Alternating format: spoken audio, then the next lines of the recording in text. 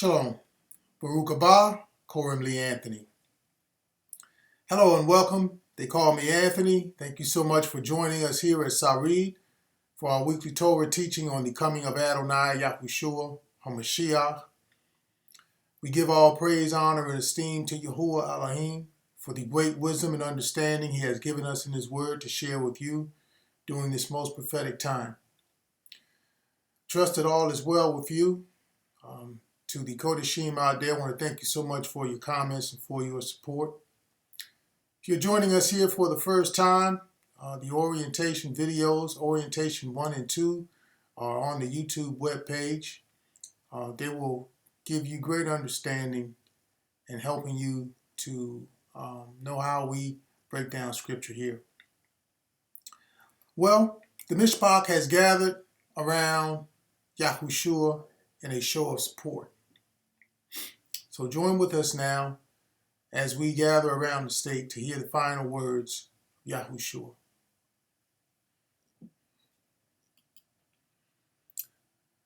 Devarim chapter 32, we'll be looking at verses 45 and 46 as we begin the Song of Mosheh this week as it lines up with Yochanan chapter 19. We'll be looking at verses 30 and 31. Moshe finished speaking all these words to all Israel. So when Yahushua had received the sour wine, he said, "It is finished." And bowing his head, he gave up his ruach. Moshe finished speaking all these Aleph Tah words to all Yisrael. It is finished. The mark of the accusative is on all the words. Etcha HaDebarim. They were the words spoken by Yahushua, who is the Aleph Tah. Moshe is speaking of him to all Yisrael. The words were spoken to ensure the promise in the verse we went over from last week given by Yahuwah. As we pick up from that point, if you missed it, it was the part of the Song of Mosheh called the gathering around the stake. It was the reassurance given by Yahuwah in chapter 15 of Shemot to put none of the diseases Yahuwah put on the Mitzrayim on those who keep and observe his Kukim and Mitzvah. So following them brings healing in times of judgment. Yahuwah heals his people who are mindful of his instructions. Mainly they bring everlasting life, which is the goal of everything written in Scripture. Yahushua was mindful of every detail concerning his coming to fulfill the Pesach and everything else written in the Torah for him to do. And he finished strong. So when Yahushua had received the sour wine, he said, "It is finished." Just as Moshe had finished in the line above, so Yahushua finishes the earthly things he needed to perform in order to satisfy the wrath of Yahuwah for sin, make reconciliation, and to ensure Chayim Olam for all who believe in him.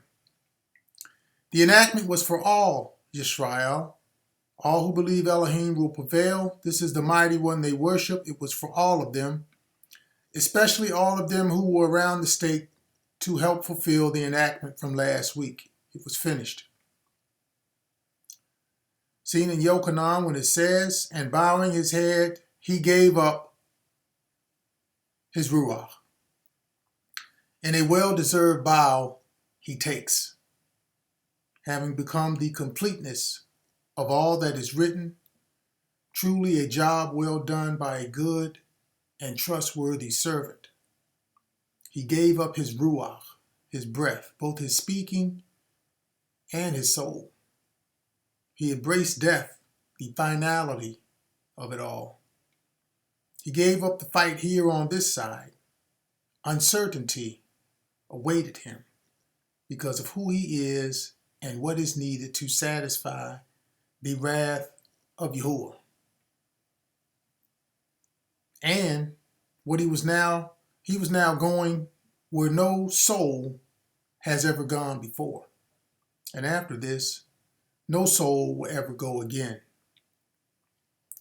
So he bowed his head and placed complete trust in Yahuwah to deliver him from the one thing that has never been done before, and that is to restore the soul from obliteration. The sword had come. And as of now, he was no more. Gave up his speaking. This was more than just falling asleep like a regular death of the body. These words declare he gave up his ruach. This is the speaking and the soul. He bowed the head, but he gave up the soul. It's what the flaming sword had come for. The crucifixion did not kill him. For one, it could not because of who he is, and an earthly death would not do, because as I have said before, their motives were evil for this whole account, as the Song of Mosheh has testified to time and time again. Yahuwah really wanted to kill them because of the way they had lied, cheated, and stole this whole time. And he would not honor that with their death. This sacrifice was to Yahuwah. It had to be perfect, and Yahushua did no wrong on his part, so no blemishes. Again, as it reads, and bowing his head, he gave up his ruach. This was death in the invisible realm, where the soul normally dwells. But he's now gone from there as well. And we could not see that on this side.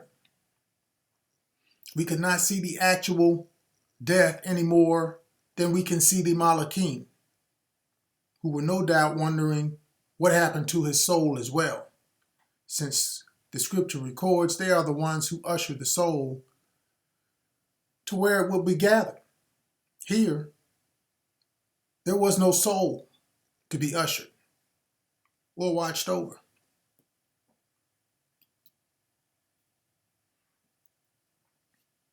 And he said to them, set your hearts on the words which I testify among you today. Therefore, because it was the preparation day that the bodies should not remain on the stake on the Shabbat. And he said to them, so this is Moshe speaking now. Yahushua gave up his speaking in the prior line of survey. The sword had come. The word for ruach, as I have mentioned, is both the speaking and the soul. It is no more at all. Moshe goes on here to finish this song, saying, set your hearts on all the words which I testify among you today. And the words today is found in the verse down in Yochanan. Therefore, because it was the preparation day that the body should not remain on the stake on the Shabbat. So Moshe is drawing attention to something here that we should be aware of concerning the time all of this goes down.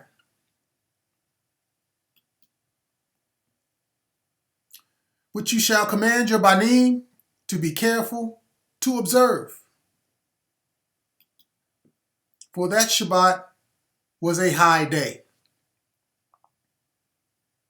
Which you shall command your Alaftah banim, your children, et banechem. The mark of the accusative is on your banim, the ones who follow the Alaftah for everlasting life. It is in regard to everlasting life and the expectation of it. And we are to be careful as it relates to Yahushua. For that Shabbat was a high day. So let's observe this. In retrospect, the appointed times of Yahuwah are found in Vayikra chapter 23. That's Leviticus, some of you. There the instructions for the seventh day observance is found as a mitzvah. It occurs 4 times every month, without fail and without a whole bunch of mystery as to what day it is. It's Saturday as we know it. End of the week. Hasn't changed. The 7th day. And should be kept in addition to any other appointed times found in Scripture. The message here is this was not one of those Shabbats. When you read Vayikra 23, the appointed times that follow the instructions for the seventh day observance are known as high Shabbats. Not called this by name, but high because of the spiritual connection to it. They are days of rest that have specific instructions to be followed, special things prescribed to do by the Most High, Elyon. Enactments is what they are, foreshadows of events that will occur to the individual following them, that have great expectation for laying hold of everlasting life attached to it. They are different phases of death as we know it, concerning the things that happen to the body and the soul. And to be reassured of everlasting life, they should be followed by the believers. The Aleph Tah children should be careful to observe them, or as it reads, which you shall command your Aleph Tah children to observe. These days are going to be fulfilled first and foremost by Yahushua to show the way to everlasting life. This is the highness of these Shabbats.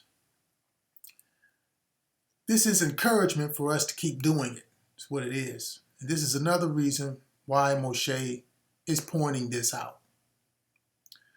Yahuwah is bringing all of this to pass during these times and during these times only to demonstrate his power and leave no doubt that his way is the best way to lay hold of everlasting life. It's all prophetic. So Easter and any other time that falls around these days is not the way. So don't go for it. You will only see everlasting death and destruction. The special Shabbat day that is occurring here is the first day of Hamatzot. So I'm now going to read something that is to be observed on this day, found in Shemot chapter 12, beginning in verse 15 concerning this time. So grab your scriptures if you can, and let's observe this. Shemot, that's Exodus chapter 12. We're going to be looking at 15 through 21.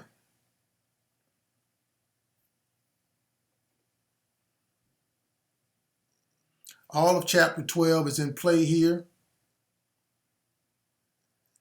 And I will begin reading in verse 15. The prior verses in this chapter speak of the Pesach and the things that happened the evening before the day of Hamatzot. The evening before the day of Hamatzot. I am instructed to observe the High Shabbat here on the survey line. As it reads, I'm going to be reading in verse 15. 7 days you shall eat unleavened bread, which is matzah. On the first day you shall remove leaven from your houses. For whoever eats leavened bread from the first day until the seventh day, that person shall be cut off from Yisrael. On the first day there shall be a Kodesh Mikra. This is a set-apart reading in the Ibrit for those who are following an assembly, as well as if you're by yourself. And on the seventh day, there shall be a Kodesh Mikra for you. No manner of work shall be done on them, but that which everyone must eat, that only may be prepared by you. So this is a Shabbat that you can cook on. Verse 17. So you shall observe the Aleph Tah Hamatzot. The Aleph Tah Hamatzot is for all the believers following the Aleph Tah.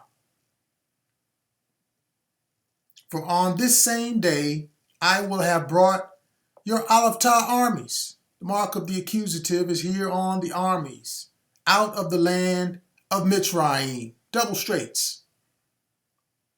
Therefore you shall observe this Aleph day. This is for all believers in Yahushua. This is your day. You're supposed to be keeping throughout your generations as an everlasting kukwa, an enactment, something that you should be doing. So this day is a day that is to be observed by all believers in Yahushua. No exceptions. No Alpha and Omega people and all that type stuff. Aleph Tah. That's the bread. In the first month, verse 18, and on the 14th day of the month at evening, you shall eat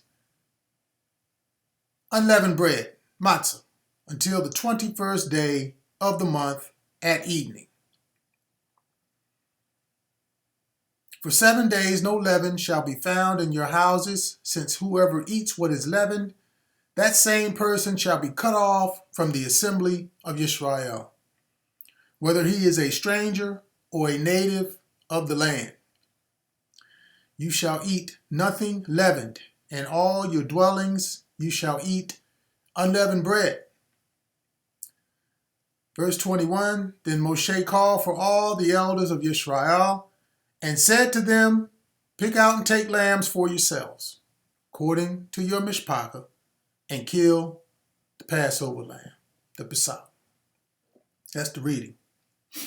Now the command for the Pesach was for the 14th day of the first month. There are things that need to be done according to the command to both prepare the lamb and have the supper in the evening, and get ready for the first day of Hamatzot. Many know this as the beginning of the first day of the week of unleavened bread. The evening occurs first. This occurs at the same time the lamb is to be eaten in haste. The lamb at this point is already dead. This is a symbolic, spiritual ceremony, not a dinner engagement for who's who. So do this in remembrance of Yahushua. Eat those things that are instructed. Eat the lamb, the matzah, and the bitter herbs together. If you're still hungry after work, cook something else to eat. This was a high Shabbat that you can cook on. The weekly Shabbats are the ones you should not cook on. This is where Christianity has missed the mark, and their ignorance will ensure their everlasting damnation. Because if Yahushua is to be 3 days and 3 nights in the earth, or dead, one has to know when the day and the night begin and end. The instructions for Hamatzot were to remove leaven from the home. This day starts in the same evening the lamb is eaten, which makes this fall in the middle of the week. Because Sunday, the first day of the week, is the day he ascended to be presented to Yahuwah for the Reshit Omer, the spiritual offering. That's not the day he got out of the grave to do that. He was already gone by the time they got there Sunday morning. 3 nights and 3 days from Wednesday evening is Saturday between the evening. If he got up Saturday night, that would constitute another evening, making it 4 nights instead of 3. He had to get up during the day we know as Saturday. This would be 72 hours from the time they laid him in the tomb, which had to be before sunset, between the evenings. The prophecy concerning the Omer that was filled with the manna, or man, or what many know as manna, had to be fulfilled during this time. It was laid up for the Shabbat during the days of Hamatzot. Sarid, you already know this. We covered this in the first witness. Okay? So that they may see the bread. So it had to be on the Shabbat. This high Shabbat that fell on Thursday is not like the ordinary seventh day of the week Shabbats that the people who observe it prepare for on the sixth day. You know, it's not Friday. Christians think someone like Yahushua died on the sixth day because of the word preparation day. They don't know about preparation for these other days because they don't follow the instructions for everlasting life. So they will not have it. Yahushua did not die on a Friday, and 3 days and 3 nights from Friday is not Sunday. He did not say parts of 3 days or parts of 3 nights. It was a 72-hour period. There are no time zone differences in Yisrael. One time for all of Yisrael, including the West Bank and Jordan. People in Christianity can't seem to find their way out of darkness. Even the prophecy in Daniel was for the middle of the week. Yahuwah offered the lamb, and Yahuwah slew the lamb with the flaming sword to satisfy his righteousness according to what is written in the Torah for the Adu. These appointed times are when Yahuwah does great signs and wonders. They are done on the high Shabbats. This was that day, the first day of Hamatzot. Yahushua's body had to come down from the stake before sunset and the beginning of Hamatzot. Still have questions in regard to all of this, feel free to email me or leave a comment below. It is all important because the time is near. We need to know these things. Yeah, I have to understand the Reshit Omer as well as the Manah, what we know as the Manah. All of that was fulfilled during the Shabbat in the week of Hamatzot.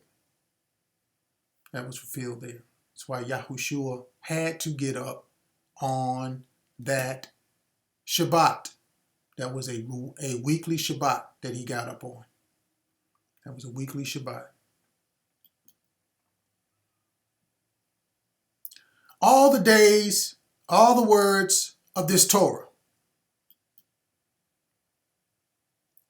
The Yuta asked Pilatus that their legs might be broken and that they might be taken away.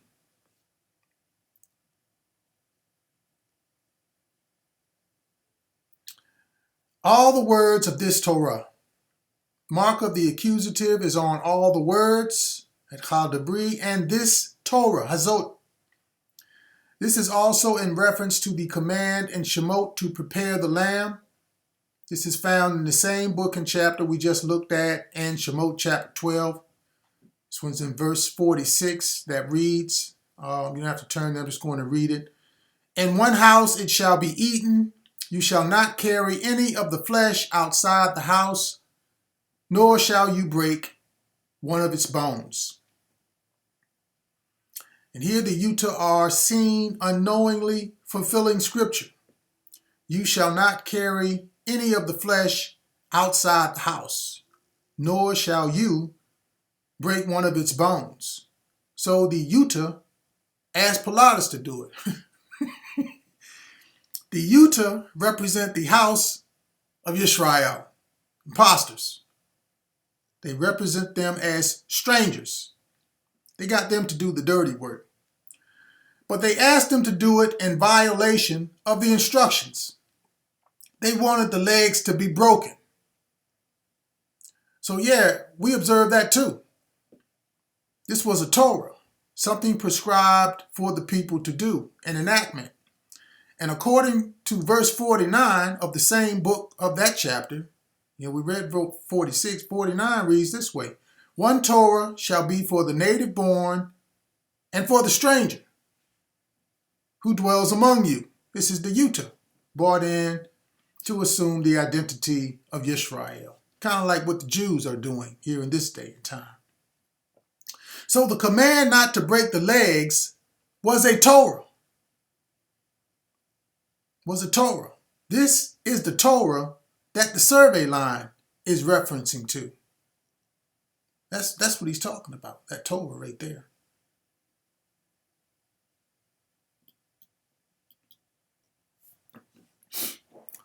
Devarim chapter 32, verse 47.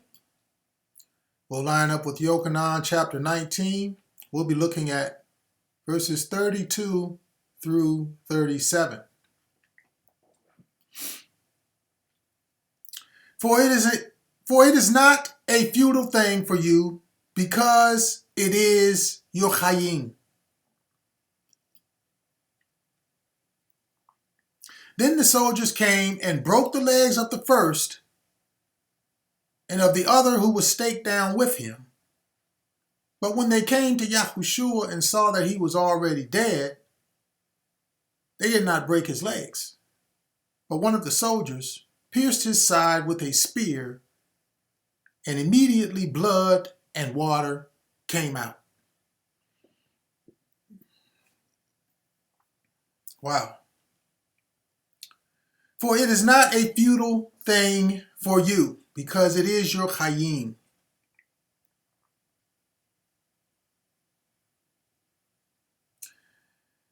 It is not a futile thing. Kilo debarech.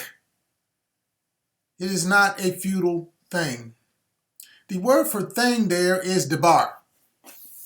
Debar, H. 1697, is speech, a saying or utterance concerning a matter or case. Debar, words about some business. The verb means to speak with one another, to talk about a promise or command, a warning to be declared. The warning that is declared by Yochanan, who is speaking to us now, is not futile. The word for futile, reyech, means empty, worthless, and vain.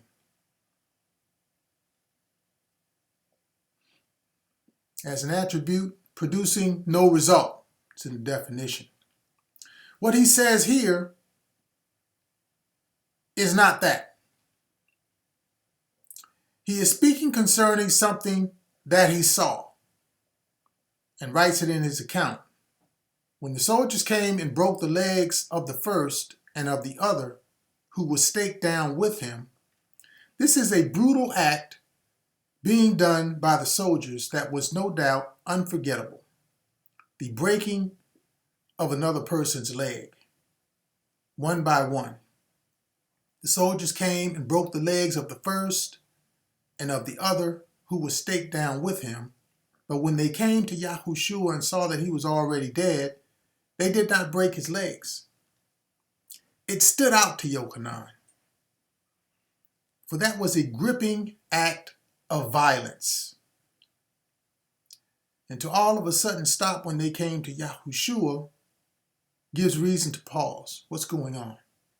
Moshe declares in Devarim, because it is your life. Chai, H24:16 is life. This is the one he loved and believed in. It's the one who changed the game in spiritual understanding for everlasting life. This is your boy, your life. Moshe is telling the original people this in Devarim. And a seed of them is watching this whole thing play out. And the Utah were not the original seed. Neither are the Jews, because they can't see this either. So they will not see life, chayim, the sustenance and maintenance of it. The life of the flesh is in the blood. And this is seen when one of the soldiers pierced his side with a spear, and immediately blood and water came out. These are things essential and sustaining life. Moshe says, it is yours. what is going on here affects you. Not merely emotionally, to witness this kind of behavior to someone you love from Yochanan's perspective, but for us to have to relive it affects us. Because we have information of this account that no one else has. And it has affected how we conduct our lives. The verb of chai means to continue in life, to remain alive and live on. This is the reason it was recorded. The verb also means to be quickened, to revive from sickness, discouragement, faintness, but most of all, from death. To refresh and restore to life. And this is mainly why these verses are being highlighted now, because Yochanan is witnessing something that sounds all too familiar during this time of Pesach, and that is how the lamb was supposed to be prepared. And by this word you shall prolong your days in the land which you cross over the Jordan to possess. And he who has seen has testified, and his testimony is true. And he knows that he is telling the truth so that you may believe. These things were done that the scripture should be fulfilled. Not one of his bones shall be broken. And again, another scripture says, they shall look on him whom they pierced. So this is going to be on the test. And by this word, this word is the testimony that Yochanan is giving concerning this account. As it reads, and he who has seen has testified. In other words, no one else has this witness in the other accounts. Yochanan saw it and verified it as true. And he knows that he is telling the truth so that you may believe. This man, Yochanan, came for the edut. It is recorded in the very first chapter of his book. He has given us stuff that is not found in the other accounts. Things that he is giving us here is lining up with the edut that was kept in the Aron, the Ark of the Covenant, as we know it. So this was the best of what Yahuwah had to offer. You know, and they walked around with this in the wilderness journey. You know, it was written and laid up.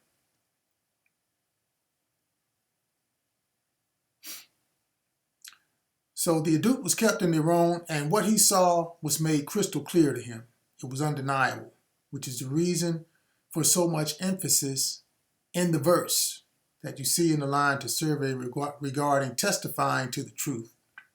And by this word you shall prolong your days in the land which you cross over the Jordan to possess. The mark of the accusative is here on the Jordan. This is something descending as in a revelation here. This word for Jordan. What's going on here is the strongest witness that is seen concerning the lamb and the instructions for it.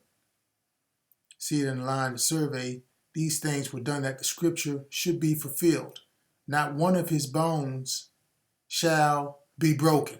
This is contrary to what the Utah got the Romans to do, or tried to get them to do. This was indeed the Lamb of Yahuwah. After what he just witnessed, he will never forget it, and neither should we. It was necessary to prolong our days in the land. Adamah is used here. H127 is the ground that is tilled, educated, if you will, and yielding sustenance. Info needed for everlasting life. The verb means to be red. This is the blood. The life of the flesh is in the blood, symbolic of the soul. This is a place where the soul dwells, a place where the soul crosses over, called everlasting. seen as the Yarden. Mark of the accusative, as I mentioned, was on the Yarden. This is not the same waters the soul passes through.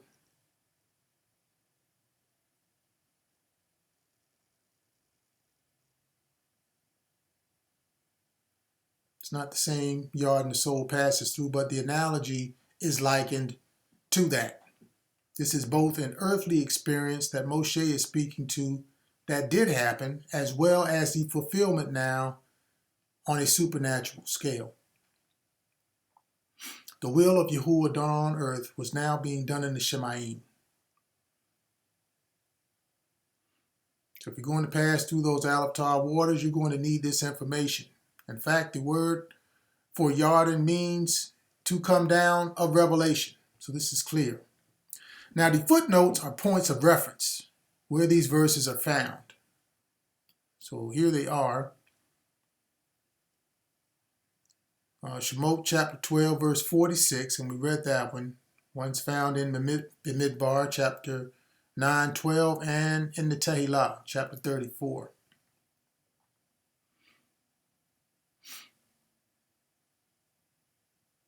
There's two of them.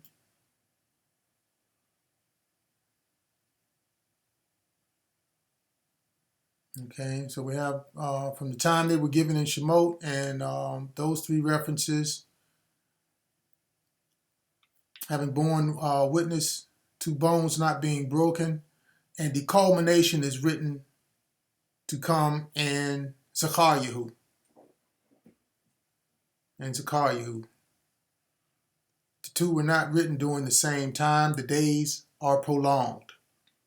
The one in Shemot was given at the actual time of the occurrence.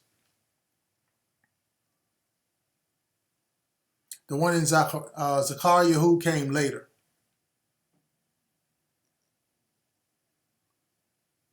It was added later to help them understand that this was going to be a person in the likeness of a supreme being and not an actual lamb. And they would be given the ruach of favor to actually see that. Takanun, which Yochanan did see. His name meaning Yahuwah has favored. Now I'm going to pull up the account in Zechariah and put the verse on the screen with the before and after verses of what Zechariah wrote. Okay. So Zechariah chapter 10. So before and after we have 9 and 11 there.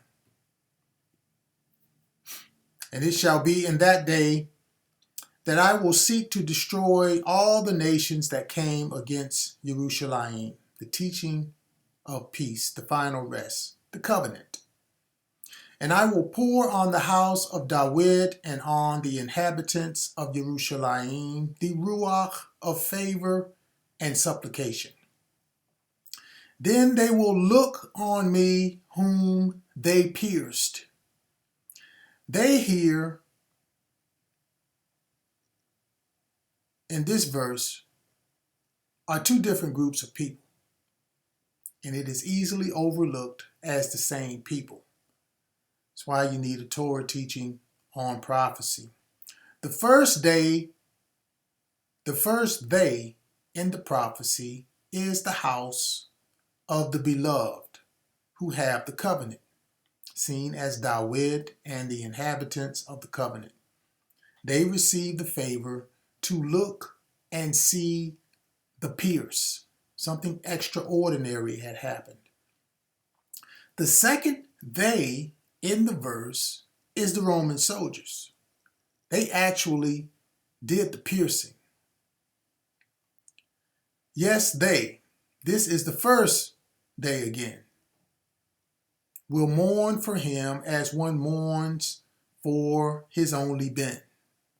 Okay? As I'm reading here, what comes to mind here is what Yahushua said to his mother, "Woman, behold your ben." And grieve for him as one grieves for a firstborn. And that day there shall be a great mourning in Jerusalem, like the mourning at Hadad Ramon in the plain of Megiddo. Okay, the plain of Megiddo. What Yochanan saw was likened to the mourning at Hadad Ramon. Hadad Ramon, H1908, means mighty. The root references to love. This is the reason for the mourning. A variation of this word is noted as orthographical and takes you to H2301. Hadad. Hadad is used instead of the letter Hey, the letter Chet is used, but it still means mighty. So the first letter is switched here.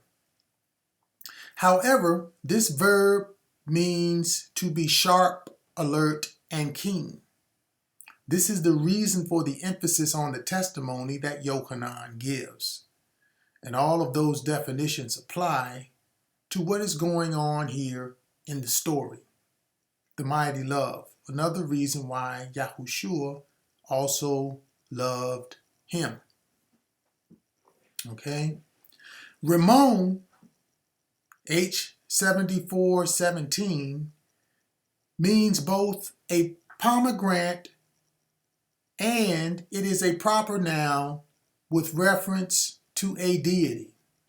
The fruit of it. Okay? A pomegranate or fruit is something that is seen.